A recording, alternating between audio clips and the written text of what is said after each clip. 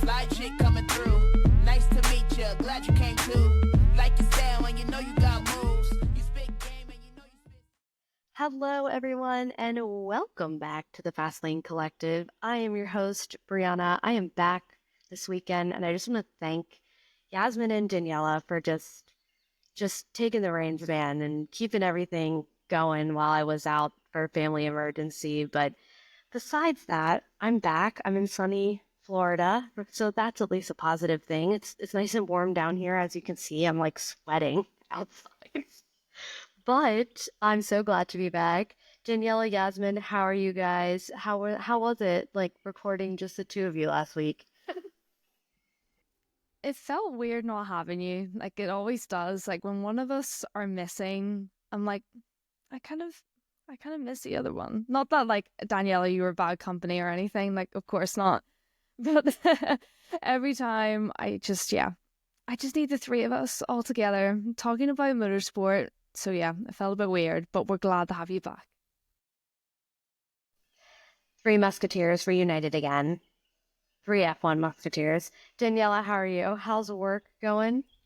Yes, I'm good. Work is not as busy as it has been, which is quite nice. Taking a little bit of a step back because I was kind of across three projects at once. So it's like quieting down a bit, but yeah, it's still going really well. Especially now the F1 season has started. It's like nice. Everyone's talking about it in the office, and yeah, it's really nice. Yeah, back in full swing. It was a great distraction during my family emergency. I even got my grandfather's the one that why I'm in Florida to take care of him. But he was in the hospital for a couple of days, and we actually watched the sprint race together. And he likes NASCAR, so I figured he'd probably like Formula One too, which he did. So it was a nice distraction. Formula One always, here for us. Also, if you hear any weird bird noises, you guys, the birds in Florida sound legit like dinosaurs. I'm just warning you now. The amount of like random squawking of birds I have heard like throughout the past 2 weeks is scary. So don't worry, I'm not being attacked by a dinosaur if you hear something. But I'm so ready to talk about Formula One. I need it. So let's jump right into it. Starting off the news segment with a bit of sad news, unfortunately, with the death of the beloved Eddie Jordan, the icon, the legend, businessman, broadcaster, race car driver, the founder of Jordan Racing. And we are so sad to hear of his passing. He's obviously been in the F1 world for so long, been such a big influence for many in so many different ways. And on March 20th, unfortunately, we got the news that he passed. Daniela, I know that you have actually gotten to interact with Eddie Jordan before. I know he worked a lot with your company that you work for, Whisper. I mean, what was your reaction when you heard this news? I mean, he was such a big influence in the sport. I unfortunately knew that he wasn't doing too well. I'd heard a month ago from some of my work colleagues that he wasn't doing so great. But that morning before it was announced, I had actually been thinking about him. And then maybe 10 or 15 minutes later, we, like BBC News, broke that he had passed away. I think I can say kind of for everyone who has worked with Eddie that he has this completely different energy to anyone you've ever met. And he's so passionate and excited. My interaction was with him over the Formula for Success podcast that he did with David Coulthard on, it was produced by Whisper, who I work for. And I think it was a really funny interaction because I don't think Eddie had really met a young woman in her 20s who was that passionate about motorsport.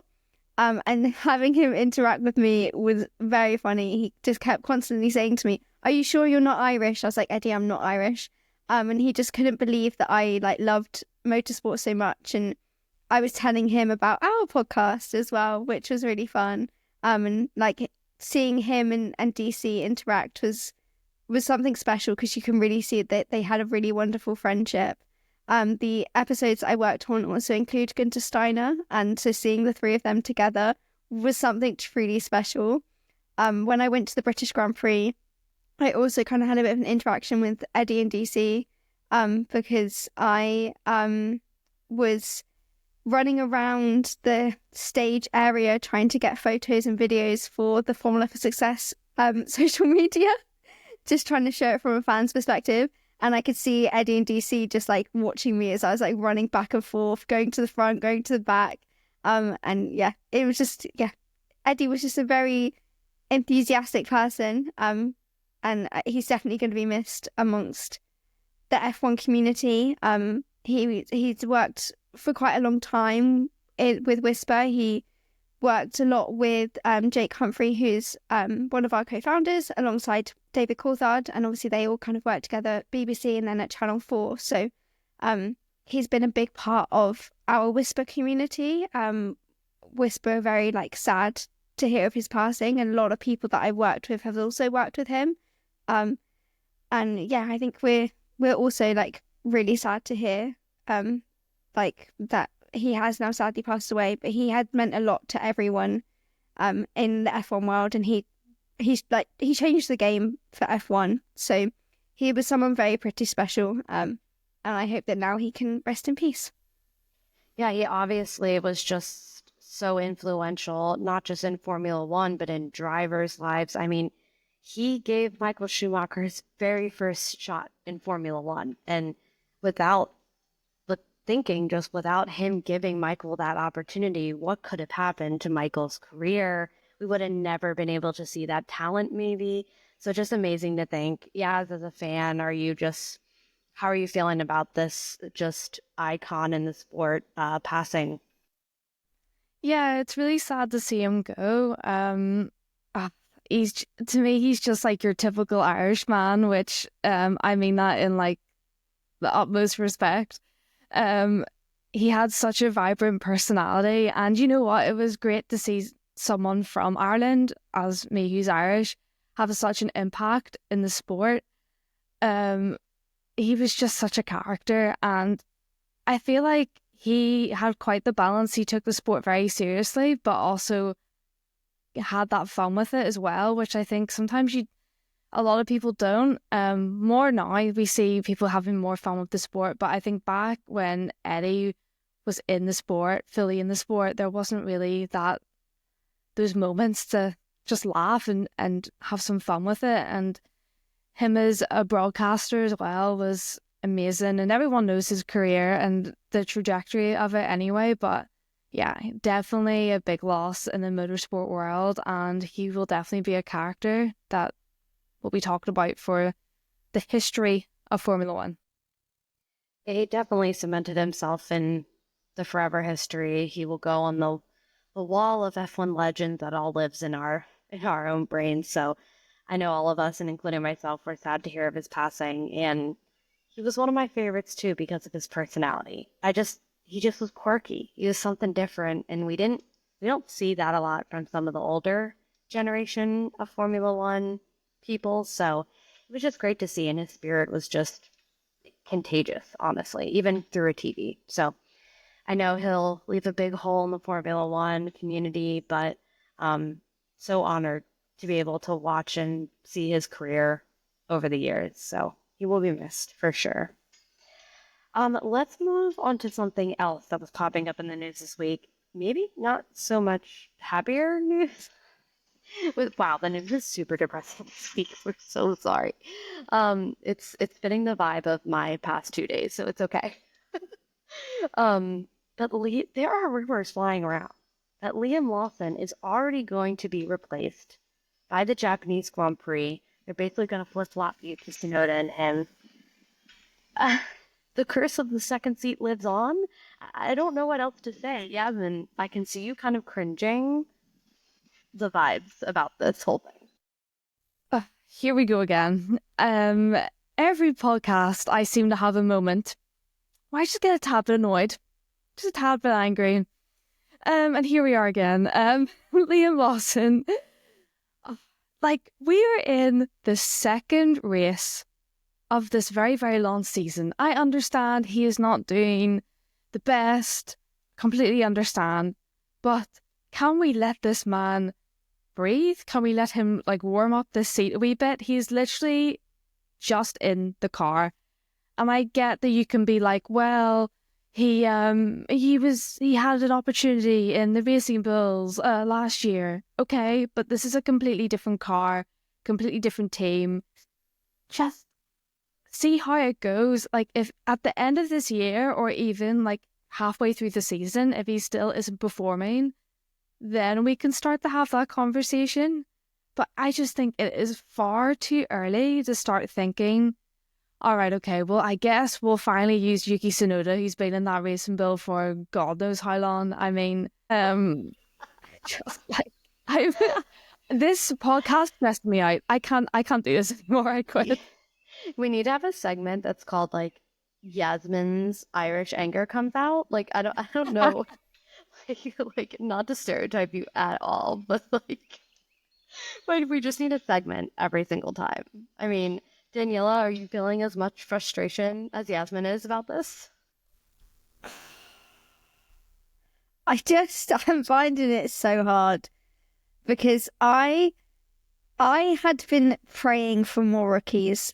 I have been, and I am such a hardcore Liam Lawson fan. And do you know what? The whole situation with Liam Lawson is so difficult for me. Liam Lawson replaced my all-time favourite driver. The guy who got me into this sport got replaced by Liam Lawson. And I already was such a big Liam Lawson fan. And I was like, okay, he's in F1. Okay, I'm going to support this guy. He may have got rid of my favourite driver, but I still love Liam. I've been such a big fan of him since his days in F2. I'm not even kidding. This has been like 3 or 4 years now of me being a hardcore Liam Lawson fan. But it has been difficult to see him not performing very well. However, we are 2 races into the season. Let's give this man a break. Like, just...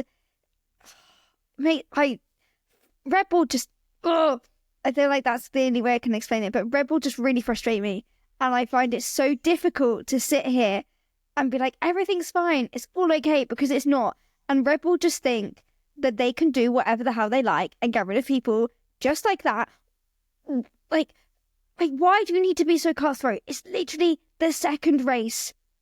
I understand that he raced for you, for your sister team, 11 times prior to this, but this seat is the hardest seat to be in, and I understand that Liam has been a little bit cocky. However, the thing that really bothers me is the fact that people are saying like, oh, to be second to Max, you need to have the confidence, you need to be aggressive, you need to stand up for yourself and be all of these things. And then as soon as we get a driver come in and do all of that, you then have everyone going, he's too cocky, he thinks he's the next Max Verstappen, he shouldn't be in this sport. And I'm like, we cannot win. We can't, like, it just infuriates me. I am disappointed, and I am finding it hard a little bit to defend Liam completely, because I do think A, has been a slightly bit cocky. B, he has not proved himself yet for me to be like, yes, he is such a great driver. He is a great driver, but I'm not seeing the evidence of that in this Red Bull seat as of yet. This season might change. I was listening to Karun and Bernie talking about this whole situation, and they were surprised that he hadn't had more time in that Red Bull car prior to this, to the season starting. Because I think Kimi Antonelli had quite a bit of practice in the Mercedes before. And I think that maybe could have made such a big difference. But then they were saying that, well, Red Bull could just turn around and say, yeah, but he's had 11 races in the V-Carb car, which I understand, but it is not the same. It is so different. And I just think we just need to give Liam some time. And he even said in an interview that, like, he knows that he needs more time, but he's not going to get it. And that's quite sad when you think about it. That he knows that he's not performing. He knows what needs to be done differently. He just needs more time to adjust. But he knows he's not going to get it. Do you think it's almost like a situation where he's set up to fail? Absolutely, 100%. And everyone is in that Red Bull car. They're set up to fail. It's happened time and time again. We've seen it with every single driver since Daniel Ricciardo, who's been second to Max. They're constantly set up to fail. Yuki's not even set up to even do anything because they won't even let him have a go. I'm really passionate about this because I want these rookies to do well, and I'm sick and tired of people just jumping and attacking them. Yaz and I talked about this in the last episode, but Jack Doohan got loads of hate for no reason, for literally doing nothing. And then Isaac Hajar, why do we just automatically go down the route of bullying? Like, what is that? Why are we doing that? Like, there's so many other things we can be doing. We could be spreading out positivity, but the first thing we will do is just start hating on a driver. And I feel like we all know, and we're not saying that we don't understand that this sport is incredibly cutthroat. There are 20 seats in the entire world, and there are hundreds of guys lined up to possibly try and take one. So it's not like we're sitting here being like, we don't understand the dynamics and how F1, that situation works. But I think it's to the point where we can't expect these rookies to come in and be immediately amazing. There have been very few drivers that have come into Formula One and within their first couple of races just outperformed anybody. And let's be honest, some of that is a little bit of luck sprinkled in. We saw some of the rookies out in China, and I mean, that race was unreal. I mean, not China, sorry, Australia. That race was unreal and even difficult for the seasoned pros to handle. I think sometimes expectations are just set incredibly high, and to the point, like we were just saying, Daniela, almost impossible for these very young kids to meet. And they know that the pressure is on them. And as a person that has watched multiple sports in her lifetime, we all know that this isn't just about skill, it's about your mental game as well. So yeah, it is disappointing, and I think people need to cut them some slack. And I agree with you, Daniela. Red Bull's just what? Why so quick? You let Checo sit in that seat for an entire season and perform just absolutely horrifically, and you did nothing. And this kid DNF'd his first race because that race was absolutely insane, and there were things out of his control. And then he finishes 12th in China, and now you're like, oh, on to the next. Yasmin, I can see you're arms are flailing. What are your thoughts on this? Just wise up, seriously, sorry, but what do you mean? What do you mean? Red Bull, we gotta have a wee chat. We gotta sit down, have some thoughts here, because when literally everyone, whether you're a fan of Red Bull or not, fan of Liam Lawson or not, everyone is saying the same thing of only 2 races. Wow, this is quick. Again, what was happening with Checo? We were practically begging you on this podcast, come on, let's cut those ties. Let's move on. It's not working. But Liam, no, we need to find another rookie and make them miserable. Just make them depressed. All I'm gonna say, money, money, money, money, money, money. You saw how many sponsors Checo brought, and they knew as soon as he was out, so was that money. So it doesn't, it's just come on guys, put your money where your mouth is. You need to treat the second seat equally. If you're going to hold everybody to this standard that you've set for whoever's next to Max Verstappen, this impossible, basically clone of Max is what they want in that seat, then you need to treat all these drivers equally and hold them all accountable to that standard. You let Checo sit in that seat all year last year and fail epically. So yeah, it just seems a little ridiculous and crazy. Again, this is a rumor, but the sources that this rumor is coming from are pretty reliable. So we will see if this happens or not. I personally don't think it's going to happen because they've invested so much in Liam. I feel like they're going to be putting the pressure on him for sure. I don't think this is going to happen.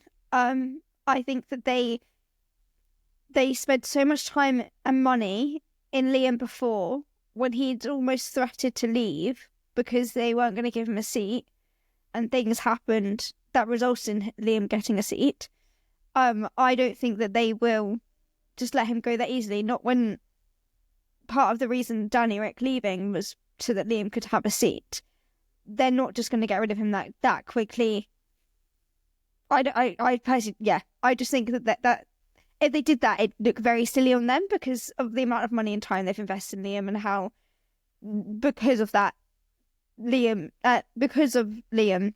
this is not, I'm not blaming Liam, but because of this situation, it meant that 2 drivers lost out on racing this season.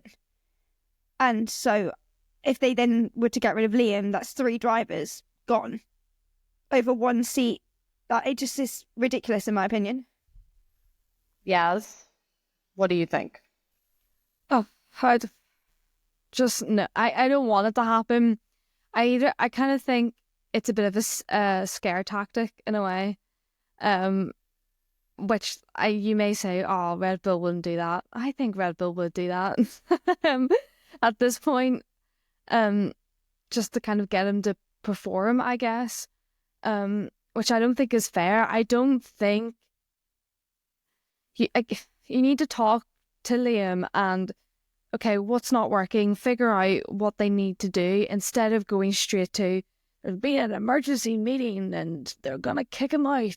Like, come on. It's just a bit pathetic. So I think he won't leave, but I definitely think if he's not going to be successful this year, they're going to boot him to the side and find someone else. Probably still won't pick Yuki Tsunoda, but they'll find somebody, and maybe, I don't know, after 1 race, they'll kick that guy out. So The curse of the second seat still seems to continue over at that team, and Pierre Gasly and Alex Albon and Daniel Ricciardo and Checo Perez can all attest to the fact that that seat is the most difficult one to hold in Formula One. It has been for the past several years. So we'll see if this rumor comes true or not. Liam, God bless you. We wish you the best. Good luck, buddy, over on that in that seat. So, all right, let's get into the race because we had a sprint race this weekend, first one of the year. Dusting off the sprint race blues. It was funny because I had our intern for Grand Prix girl message me with a screenshot of the sprint, and she was like, "Wait, what is the sprint race?" And I was like, "This is a great question. Do you have a minute? Because this is going to confuse you a lot, and it frankly sometimes doesn't even make sense to us." So, but I'm coming to love the sprint races. I find I like them, and it brought us some great stuff this weekend with Lewis Hamilton taking his first win in quotation marks if you're not watching this. I'm doing air quotes. First win with Ferrari in the sprint race. Yes, how excited were you to see Lewis Hamilton just getting some points and getting back up there and getting in his first win in red? Oh, it was great to see. Even to see his dad there and just like the look on his dad's face in the garage and the team itself, it felt like, okay, this big move, this big scandal of leaving Mercedes is going to start to pay off. Again, I knew it was early days, but we're starting to get somewhere. It shows that that car at least has some pace to keep up. Obviously, we'll talk about the disqualification in a wee minute, but it was looking good. It was kind of like a vintage performance from Lewis. I thought it just like it showed his skill, and I just think it was probably such a relief from Lewis to be like, okay, like I still got it. I still know how to lead that pack from the start. Yeah. And getting those points. Yeah, it was great. I was like honestly surprised, but I saw it and I was like, whoa, wow, really? Daniela, were you surprised by this? And were you also kind of like, Ferrari? Okay. Yes, because with Lewis, I had kind of written off that he was going to have a good season because I think I said this in the podcast last week, but I thought, he's never driven a non-Mercedes-Benz powertrain. He needs to adjust to a new team and a new race engineer, which very much proved in Australia when he was telling his race engineer that didn't need to give him as much information. And then in this weekend, he was saying, no, I need more information. I just kind of thought, like, I'm not going to put pressure on Lewis. Not that me as an individual is going to affect Lewis in any way whatsoever, but just like, I just felt like we all didn't need to put pressure on Lewis and just see how he got on. Same with how I feel about Liam. Like, let's just give Liam a chance. And so yeah, him coming in, taking sprint pole and then winning the sprint was not what I was expecting at all. But I'm very happy that it did happen. I think that it was a pretty great way for Lewis to show, you know what, like, these are the reasons why I'm a 7-time world champion. And yeah, very impressive from him. Yeah, it was. And I think it was just good to see. I think not just for Lewis, but also for Ferrari fans in general. Like, he was 6 seconds in front of Oscar, which is very encouraging to see how that Ferrari performs in clean air when it's in the front. And also just hopefully showing some of that Ferrari speed. Now, obviously, we'll get into it a little later about how that new service at the Chinese Grand Prix track was kind of messing around with some of the tire greening a lot of teams are dealing with, but we'll get into depth in that a little sooner. But yeah, it was good to see. Part of me was like, oh, how is Charles feeling? Like, I was like, oh, it's only like second time in the car during a race weekend and we pull out a sprint race win. Like, he's got competition, which Charles, I call him Carl's. Oh God, guys, it's been such a long week. I was thinking of Carlos and Charles and I mushed them together to bring Carl. But you know, like, Charles did have competition with Carlos. I think, you know, that was the first time that Charles was a clear leader at the team. They kind of challenge him, but I think Lewis is bringing a different kind of challenge that Charles has never seen or dealt with before. So we'll see. We'll see how those two kind of get along, but that had to hurt this weekend, having your teammate outperform you right off the bat. And I could see how that could kind of start to mess with you. Just, as you would say, Yasmin, a wee bit. Just a wee bit. Your Irishness is rubbing off on me. Just a wee bit, aye. Just a wee bit. Maybe I'm just going to start cursing like all over the place. Please do. It'll make me feel a lot better for my bad language. At least you can say it's like, oh well, I'm Irish. Like, anyways, let's get into somebody else that showed much improvement that I think we're all very happy to see this weekend. Isaac Hadjar, especially after just kind of the beatdown he took in the media last weekend and from our bestie Helmut Marko over there. Daniela, how are you feeling since you are the rookie's biggest champion? How are you feeling about Isaac's performance just over this weekend? I am so happy that Isaac had a stronger weekend. The downfall was not Isaac or Yuki. It was, in fact, the team and their poor strategy choices. But overall, I think that Isaac had quite a strong weekend. I think he's fitting in quite nicely now. He's proving Helmut Marko wrong, which, you know, good thing to see. It's what we like to see.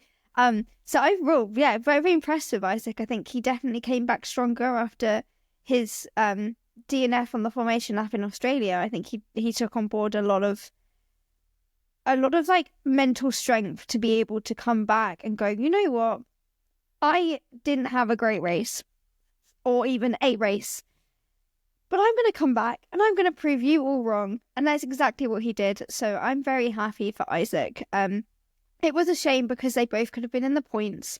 I think this weekend, if VCarb, Racing Bulls, whatever their names are, decided to actually do a one-stop strategy, like most people were, they kind of acted like, you know, everyone was going to do two-stop strategy. And they very clearly weren't. And Haas was, for me, like a big prover of this because they pitted at the same time as the Racing Bulls, but then still only did one stop and was able to nurse their tyres until the end of the race. But VCarb didn't. They thought, right, we're going to do two stop, and I think that's where they went wrong. I think that Yuki and Isaac both could have nursed their tyres. I understand it was a little bit different for Yuki with his front wing magically just snapping out of nowhere. And ultimately he would have had to have pitted for that anyway, but then that meant he had 3 pit stops when other drivers were just having 1. So I think it could have been a lot better for VCARB this weekend. I am quite disappointed in the team and the strategy that they chose and how they executed the weekend, because you could see in the sprint that when it was down to just the drivers, they both did very well. But as soon as you have pit stops in the mix, that's when things went awry. Yeah, and you mentioned, and we talked about tires earlier, and I said I would get into this, and I think this is a great time to talk about it now. Yeah, as I know you were reading a lot on the consequences on a lot of the teams that were happening around extra graining on the tires that they were not expecting due to the new surfacing of this track. Do you think that this is what VCARB was dealing with those 2 pit stops? We saw a lot of other teams struggling around keeping those tires in the window they needed. What do you think went wrong here? I think partially, yeah. A lot of teams kind of were making decisions on the fly throughout the weekend. I don't think they expected this new surface to cause so much graining on the tires. I didn't even know the track was resurfaced until teams were talking about like how it was basically just ruining the tires. So kind of a shame. But I mean, they know for next time. But yeah, it was a shame, because I'm kind of with you, Daniela. I really do think that it's kind of on the team that, you know, when other teams are getting it right with that 1 stop, like why couldn't VCARB kind of go, oh, like maybe we should do something similar, especially with Yuki with that random wing snap popping situation. So a disappointment for VCARB, but you live and you learn, and I'm just really happy that Isaac managed to not just prove to the media, but prove to himself that, yeah, I can do well, and that was just a bad start to the season and not letting it get to him. Yeah, it was a great comeback from him, and like you said, we would have hoped his race day performance would have been a bit better, but overall positive stuff coming from him, which is what we want to see.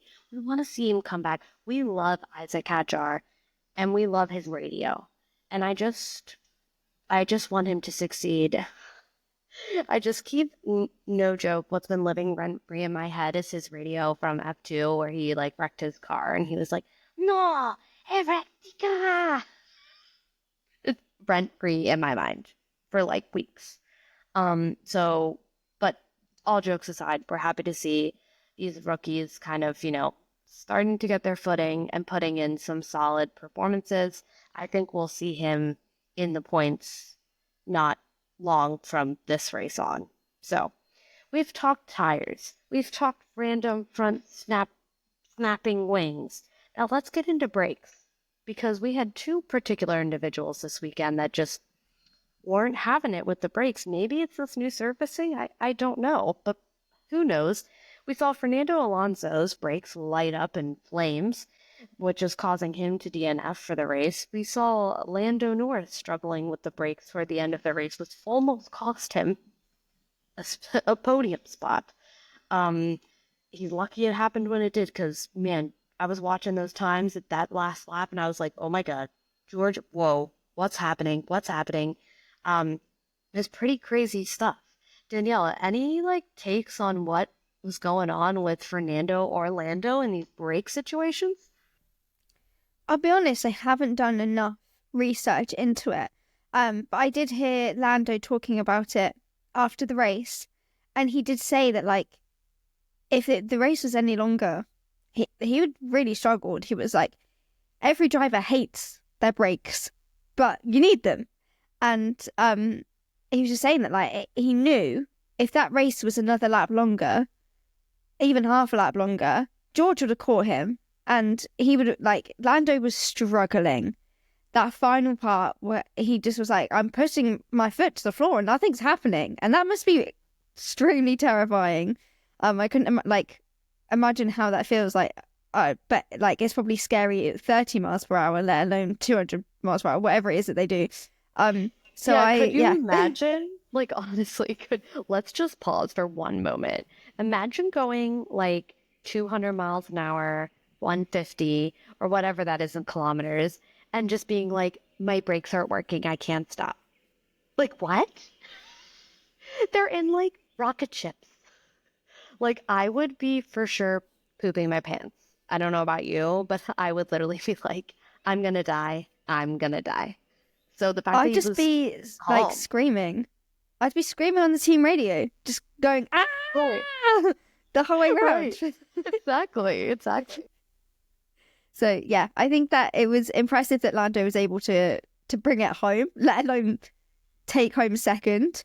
It was McLaren's 50th 1-2, which I had written in my notes and was hoping was going to happen.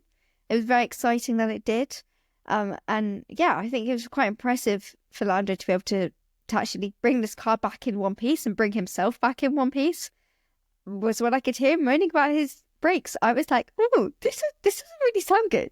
I didn't know what's going to happen, but I had a bad feeling, so I'm glad that my bad feeling didn't come true, because you know me and my manifestations, they seem to come true, and I was really trying to not manifest this because I wanted Lando to be okay.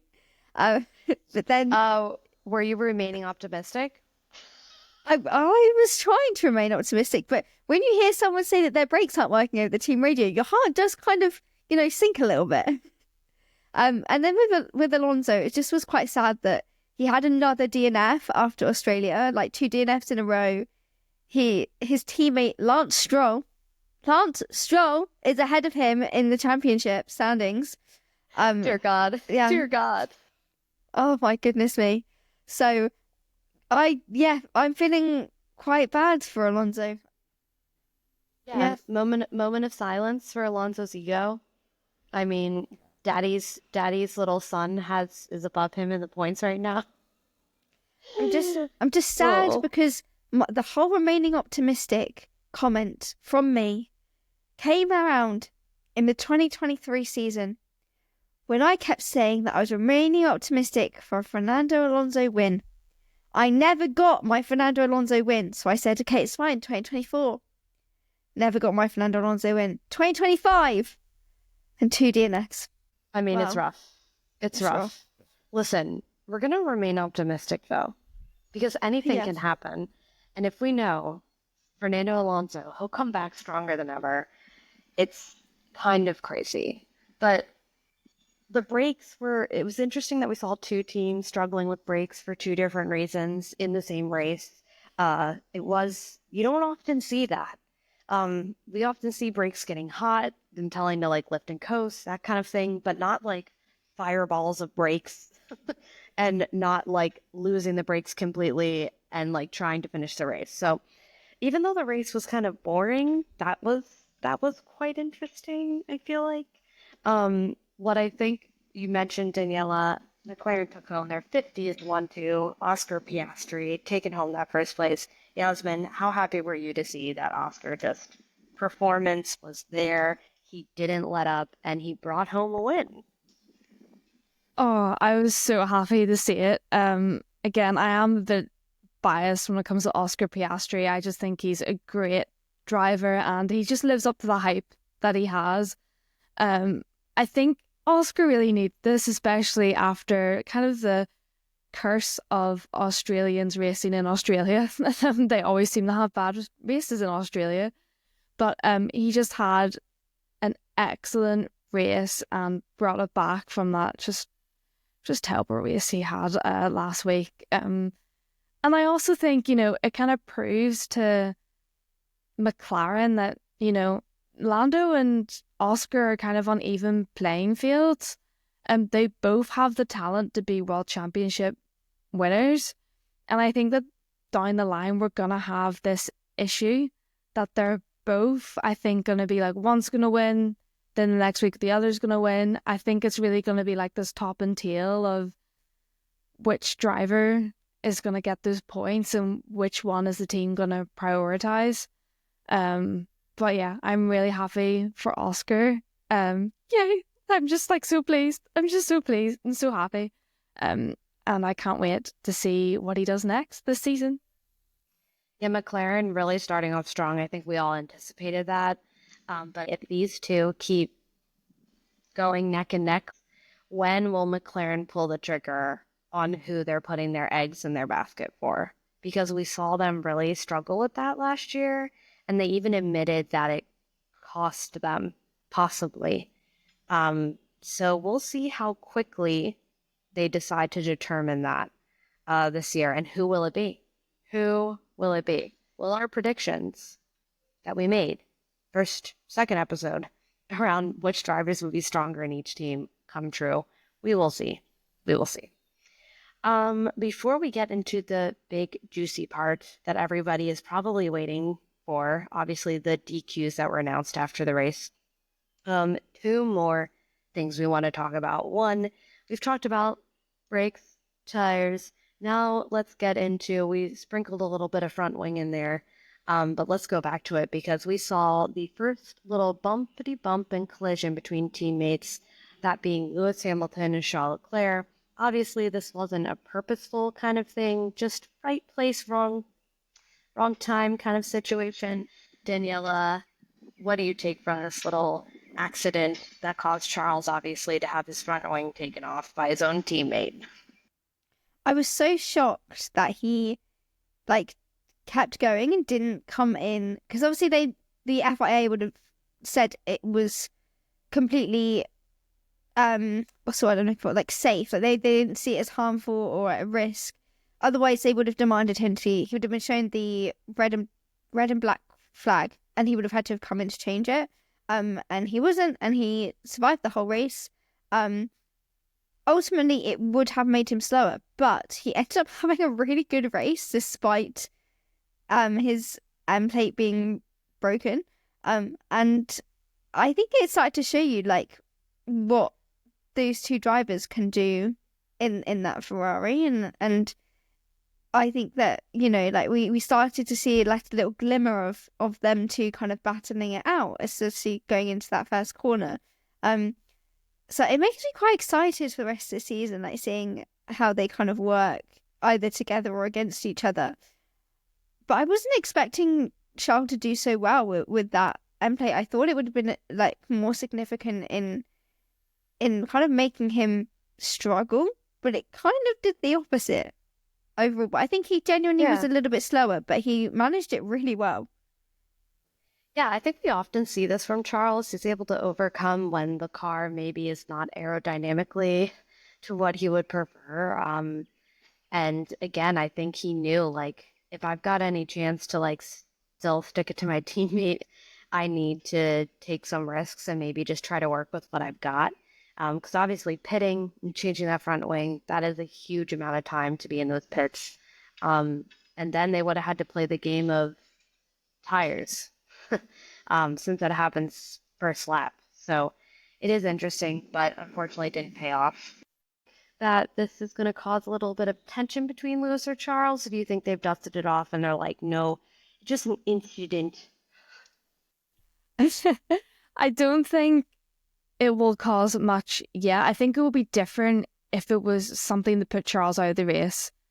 I think at the minute we're just on that kind of level of, okay, it was, it kind of happened. It wasn't really Charles' fault either, because he kind of went up onto the curb, and yeah, it just kind of wasn't anyone's fault per se.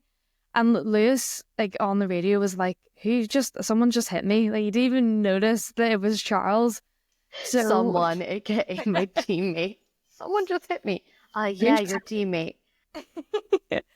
So it's early days, but I even on the first episode of this podcast, I did predict that we would get tensions between those two, and I'm still waiting for it to happen. Again, we're early days in the season, but I'm waiting for it because I just know it's gonna happen. Them two are too passionate, especially Lewis. He wants that 8th world championship with Ferrari. He wants to kind of finish this dream of a career that he's had. And Charles wants that first with Ferrari, so I'm waiting for it. I'm waiting for it. Honestly, though, Lewis and Charles's relationship right now reminds me of like a couple that has like fallen hard in love. Like, and everything's great. Like, you talk to your girlfriend, she just started dating this new guy, and just like, oh my God, everything is great. We talk for hours, we agree on everything. He's so nice. He buys me flowers every day. Like, I love him. We're gonna be married forever. And then you talk to her like 3 months, 5 months in, 6 months in, it's like, oh my God, he like did this thing at dinner really annoyed me. Like, like, I think that's like how Lewis and Charles' relationship is. It's like all happy days right now and everything's fine and yay, Ferrari, we're gonna win this together kind of thing. But I think as soon as rubber hits the road, we're gonna start to see these two really start to battle it out. Well, hopefully we'll see those two kind of get along, but it's early days, like we said. We'll see. All right.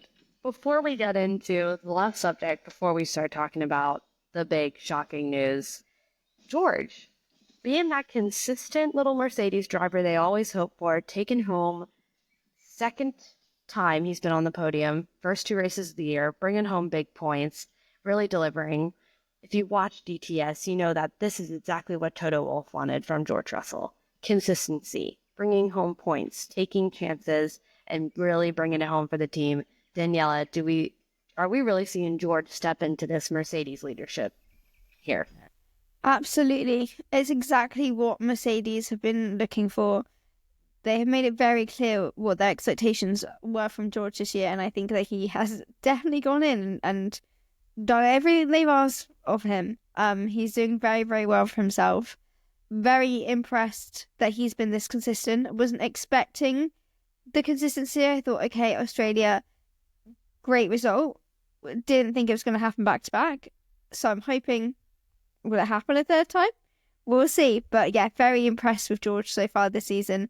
Think he really knew that he needed to really step up his game. Like he already was doing quite well, but I think having like being teammates with a rookie, I think he knew like I need to lead this. I need to prove that I can be consistent, bring home good results, whilst also kind of mentoring the young one that is his new teammate. He's kind of like Obi-Wan Kenobi, and Kimi Antonelli is like his Padawan learner. I mean, just taking a look at the driver's standings, I mean, that's just what I'm thinking. Just throw them some Jedi robes and let's make an homage to Star Wars. I think they would be great. George Russell's currently in the driver's standings after the second race, sitting in third place, but Kimi Antonelli not too far behind him in fifth place, which is kind of surprising to me. And Mercedes is sitting in second place in the driver's standings, right behind McLaren. Yasmin, do you think this is just positive, not just seeing George take this leadership role, but also seeing Kimi also kind of following not too far behind George here? It's great to see, especially from a rookie. Again, Daniela, Brianna, we've all spoke about how much we want the rookies to do well. And to be honest, I did not think Mercedes would be doing as well as they are. Which again is another surprising thing. And it's what I love about watching, especially the first few races of a new Formula One season. You can see everything in testing and make your predictions, but when it actually comes to them being on track, that's when you start to go, no, okay, this team has gotten somewhere with their new car. And I do think Mercedes has that this year. So I think Mercedes are finally going to climb up that ladder again of getting back to where they are, well, where they were in 2021. That awful year of 2021, drama. But it's just an amazing improvement. And Kimi as well is just so confident in that car that he, again, I know he did lots of testing before he got to actually do this season, but I just mean like to be so young and have so much confidence in like you were saying, Brianna, a rocket ship. It's just crazy, and I'm just so hyped for Mercedes, and I've never really been that much of a Mercedes fan myself, so this is kind of a new feeling for me, you know? You're so right. Like, I did not expect Mercedes to be this good / consistent, and to seeing, like, again, we're only 2 races in here, but to see them sitting in second in the constructors standings and having their 2 drivers in the top 5 of the driver standings, pretty impressive, especially when you've got a fresh 18-year-old in that other seat. So all positive for Mercedes, and it's looking pretty good. I'm sure Toto Wolff is quite pleased at this moment. Definitely better than where they were this time last year. All right, let's get into it. The announcement that took us all by surprise. I successfully stayed off social media. So this was not spoiled for me until I finished the race completely. But Pierre Gasly, Lewis Hamilton, and Charles Leclerc, after the race, were all disqualified for different reasons. Pierre Gasly and Charles Leclerc were disqualified for being 1 kilogram underweight after fuel was removed from their vehicles.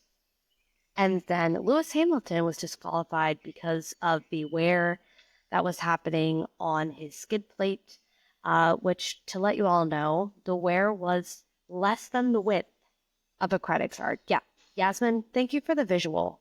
If you guys aren't watching us on YouTube or Spotify, yes, less than the width of a credit card. Yasmin, I just want to hear your reactions first and how you feel about all of this. I don't think you want to hear me talk about this. Man, we've had like 3 rage moments from Yasmin this entire podcast. Someone write that down. It's going to be like I promise I don't have anger issues. I'm just a very passionate fan. And I like to let it out on the podcast. I like everyone to know that I care about this also sport. Therapy. This is also therapy. I feel like I need to go to a rage room and you just bring up moments of Formula One, like just smash stuff. It'd be so cool. Okay, anyway. Yeah, we'll film it. Yeah, the podcast for content. Anyway, moving on. I understand that we've got to have a cutoff point, like again with Hamilton's skid block wearing.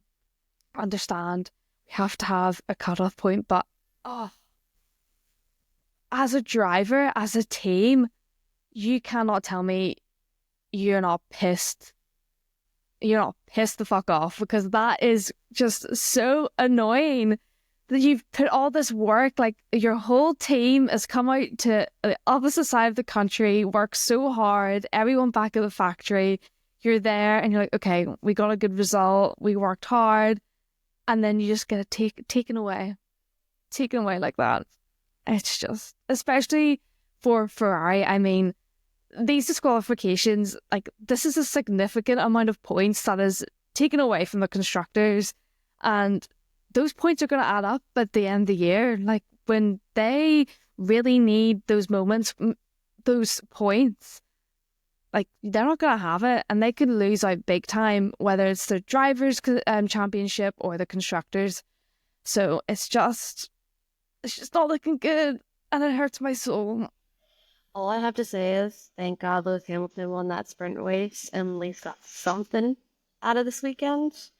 Because right now, Ferrari in the constructors' standings is sitting in 5th place, smack dab in between, get ready, Williams in 4th, and Haas in 6th. Oh, I just want to throw up reading that. Honestly, as a Ferrari fan, I'm like, I'm sorry. No, that can't be real. They are not in 5th in between Williams and Haas. Daniela, do you think that this disqualification from this weekend is going to come back and bite Ferrari badly in the ass later this season? Yes, but I understand why.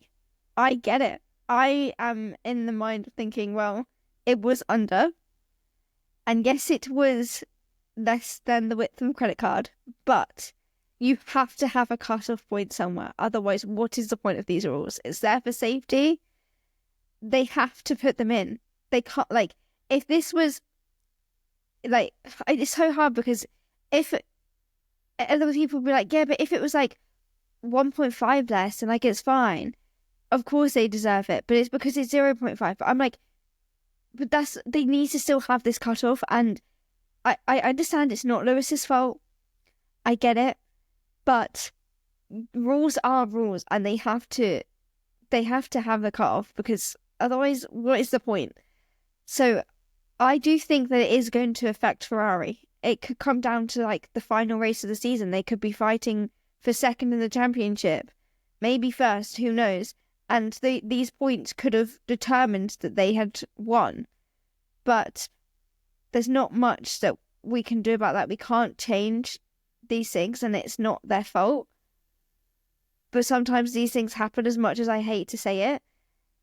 So, yeah, I do think ultimately it is going to affect the rest of their season. I think this could really, really bite them as we head closer to the end of the season. Obviously, we're 2 races in. I say close to the end of the season. We've got a long way to go. But I do think that, yeah, this could really affect the last few rounds of the season.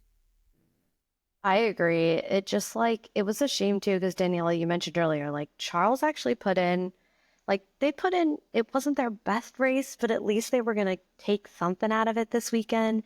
And they were, Lewis won the sprint, so that's another high to come off of. They had the fastest pit stop this weekend at 2.05 seconds. But man, when that came through, I was like, no. No. Something like that. Both of your drivers. And what's crazy is it was for Lewis and Charles, it was for 2 different reasons. And it was such a small amount to me, yes. And I agree with you, ladies, there has to be a cutoff point. But, come on, Ferrari, this is such an easy get. Just be on weight and the skid plate.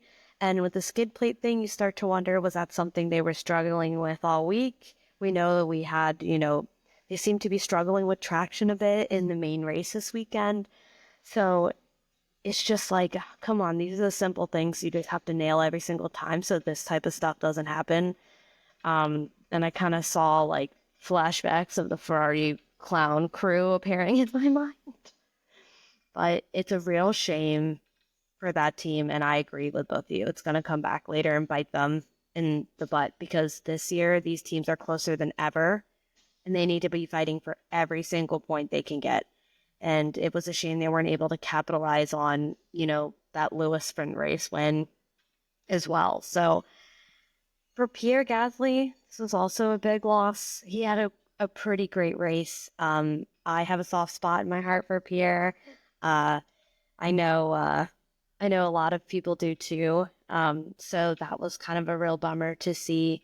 And Alpine just had such a rough year last year. I've really been rooting for them to be on a better foot this year. And the fact that Jack Doohan DNF'd in the first race, and now we have this DQ for Pierre Gasly, is just big old thumbs down and sad face for them. But it was pretty crazy. When's the last time we saw a DQ? Was it George last year? That he just was DQ'd for the weight of his car? I think so. I think so. Yeah, when he won and then it got given to Lewis. Right. And that was they said it had to do with tire wear as well. So you kind of wonder, 1 kilogram. I wonder if we were struggling with that had anything to do with the tires, with the graining that we were seeing. Who knows? I honestly haven't been able to read up much on it since I've just been so busy over here with the fam. But yeah, it's definitely sucks and was hard to watch. Any last thoughts on this race in China before we wrap it up? I know for me, every time this race I watch it and they always do the big wide shots, I'm like, oh my God, the smog. It's so bad. It looks so horrible. I'm like, oh, they're breathing that in. That's my last little tad bit of the Chinese Grand Prix. That's what I always think about. Lots of pollution. I never thought about that, until you brought it up about the smog. It looks so bad. It's not the best, but they're only there for a weekend, so that's true. We're not contributing that much to the carbon emissions, okay? These cars are half hybrid. But any last thoughts from both of you before we wrap up this Chinese Grand Prix episode? kind of just meh. Yeah. Sorry to be blunt, but No. it was just meh. I'm gonna be honest, I felt that way too because my husband watched it before I could that day. I watched it in the afternoon and he kept saying like, oh my God, like I can't wait till you watch. And I was watching and I remember we were on like the last lap and I was like, so what? Like, why was this? What you're saying it was like so crazy? And he was trying not to give it away, but he didn't mean the race. So when I was watching the race, I was like, this was possibly the most boring thing I've watched. Like, besides the first lap. Daniela, did you feel the same way about the race kind of being meh? Yeah, I kind of was like, oh, it wasn't that great. I feel like the disqualifications are really what made it, though. True. Sprinkled in a little drama. Maybe the FIA was like, yeah, that was one to forget. Let's really, we need something else. We need to stir the tea. It's just disqualification. It's like that meme from Oprah when it's like, you get a car, you get a car. I was That just was going to say the FIA. same thing. That was the FIA this weekend. You get a DQ, you get a DQ, you get a DQ. Oh my gosh. Well, anyways, you guys, I'm so glad to be back with you all. Even though it was kind of a crappy race, it still was all good things. I feel like we're still learning a lot about these teams' performances, so it was good to get another read on how some of these cars are performing on a different style of track than Australia. But can't wait till the next one. Japan, here we come. Liam Lawson, we're praying for you, bro. Just so you survive another day in that seat. Wait, before we go, Yeah. does anyone else constantly have the Liam Lawson song stuck in their head? Liam Lawson song? Liam Lawson. I'm I'm Liam Lawson. It's stuck in my head all day, every day. I don't think it's left my brain since the start of the season. I just can't get it out. And you said, you mentioned Liam Lawson again, and it started playing in my brain, and I just had to ask. If only that could be our outro music. The Liam Lawson. Oh my gosh. Well, on that note, now that we leave you with that rent-free in your brain, you guys, we will see you next episode. And until then, we'll see you in the fast lane. Bye-bye. Hello, fly chick coming through. Nice to meet ya, glad you came too.